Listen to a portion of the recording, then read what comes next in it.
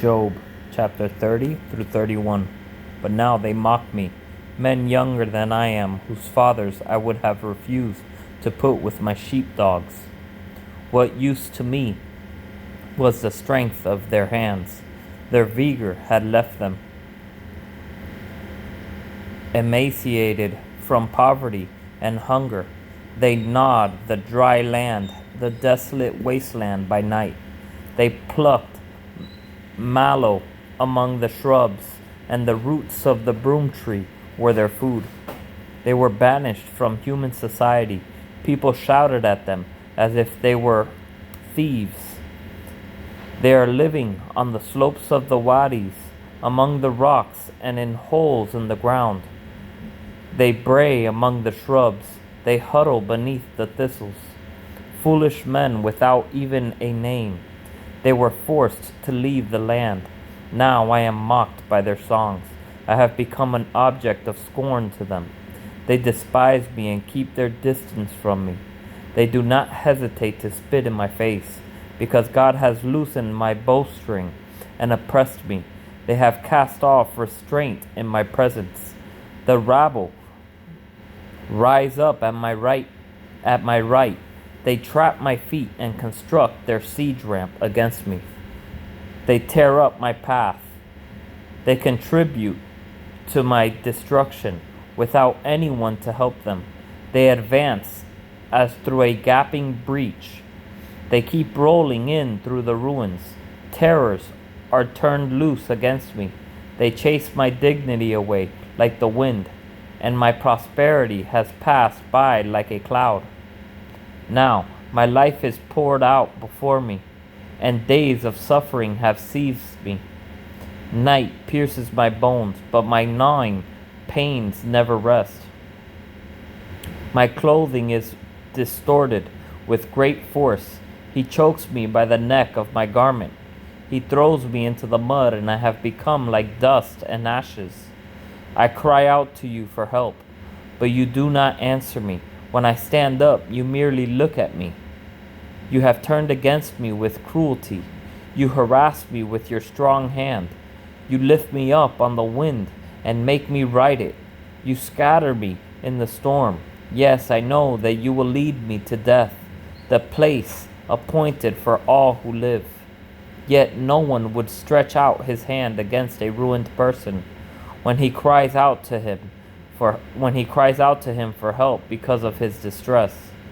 Have I not wept for those who have fallen on hard times? Has my soul not grieved for the needy? But when I hoped for good, evil came. When I looked for light, darkness came. I am churning within and cannot rest. Days of suffering confront me. I walk about, blackened, but not by the sun. I stood in the assembly and cried out for help.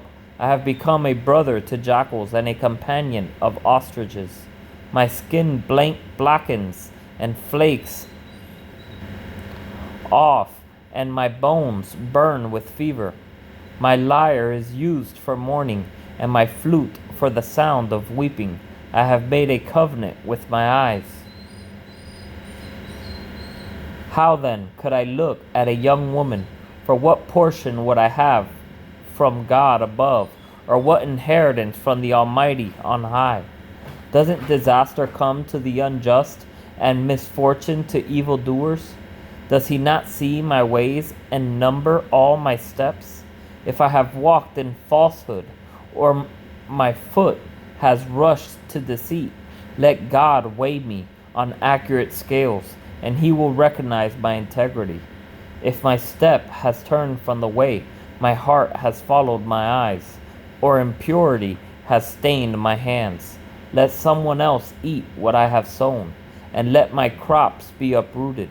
If my heart has gone astray over a woman, or I have lurked at my neighbor's door, let my own wife grind grain for another man, and let other men sleep with her. For that would be a disgrace.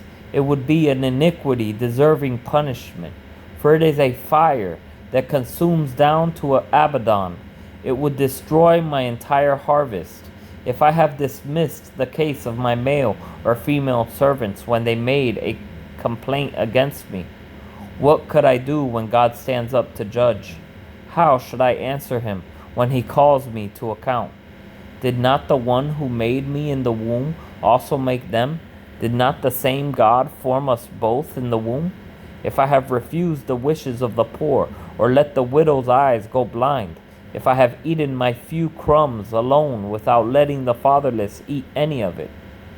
For from my youth I raised him as his father, and since the day I was born I guided the widow. If I have seen anyone dying for lack of clothing, or a needy person without a cloak, if he did not bless me while warming himself with the fleece from my sheep, if I ever cast my vote against a fatherless child, when I saw that I had support in the city gate, then let my shoulder blade fall from my back, and my arm be pulled from its socket. For disaster from God terrifies me, and because of his majesty I could not do these things.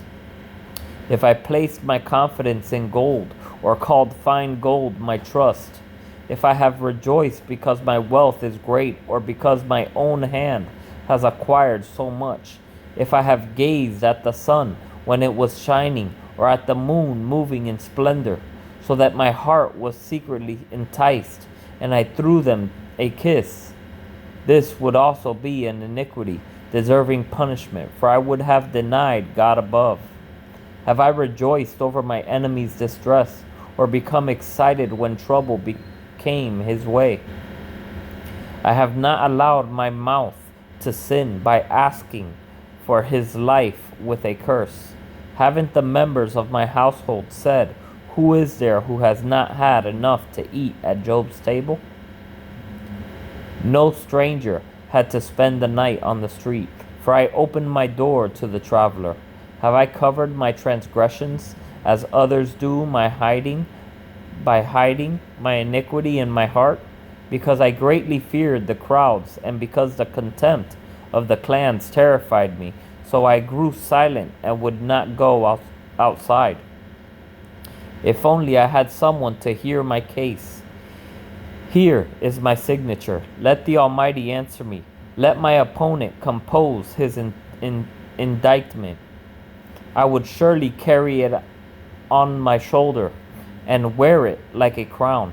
I would give him an account of all my steps. I would approach him like a prince. If my land cries out against me, and its furrows join in weeping, if I have consumed its produce without payment, or shown contempt for its tenants, then let thorns grow instead of wheat, and stinkweed instead of barley. The words of Job are concluded.